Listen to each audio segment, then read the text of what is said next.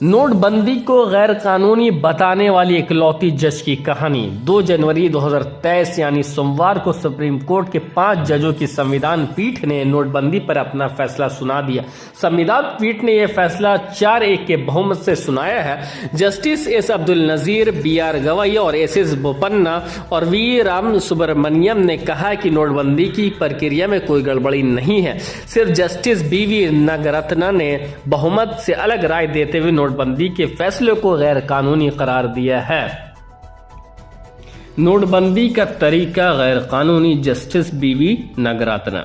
8 नवंबर 2016 को केंद्र सरकार की तरफ से की गई नोटबंदी गैर कानूनी है। इसे संसद में कानून बनाकर लागू किया जाना था, गजट नोटिफिकेशन के जरिए नहीं। 500 और 1000 रुपए के सभी नोटों पर बैन गैर कानूनी है, लेकिन यह फैसला लिया जा चुका है। ऐसे में इस पर कोई एक्शन नहीं लिया जा सकता।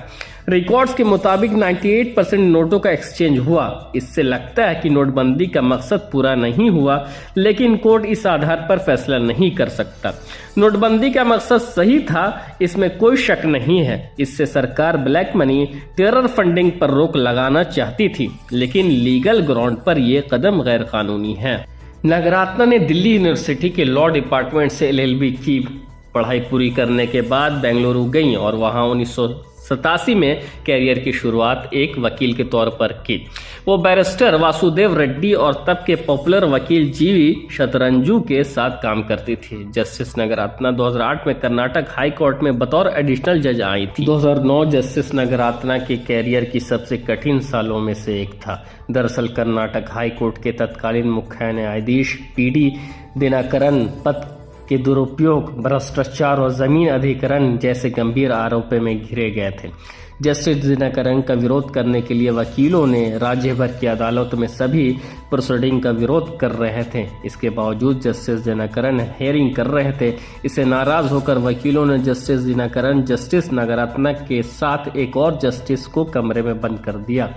मीडिया रिपोर्ट के मुताबिक इस दौरान जस्टिस नागरत्ना पर हमला भी किया गया था। वहीं जस्टिस दिनकरन को एक नुकीली चीज से चुभाई गई थी, जिससे वो घायल हो गए थे।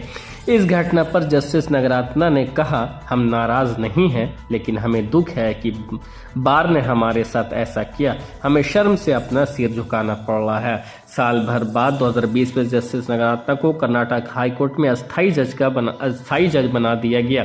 18 अगस्त 2021 को सुप्रीम कोर्ट के कॉलेजियम ने खाली पदों के लिए 9 जजों के नाम रिकमेंड किए। इनमें एक नाम जस्टिस BV नागरत्ना का भी था। 30 अगस्त 2021 को भारत के इतिहास में पहली बार 9 जजों ने एक साथ शपथ ली। जस्टिस नागरत्ना के पिता ES वेंकटरमैया सुप्रीम कोर्ट के चीफ जस्टिस रह चुके हैं। 1989 में chief justice of India RS पाठक के रिटायर होने के बाद ES वेंकटरमैया 1989 में चीफ जस्टिस ऑफ इंडिया बने।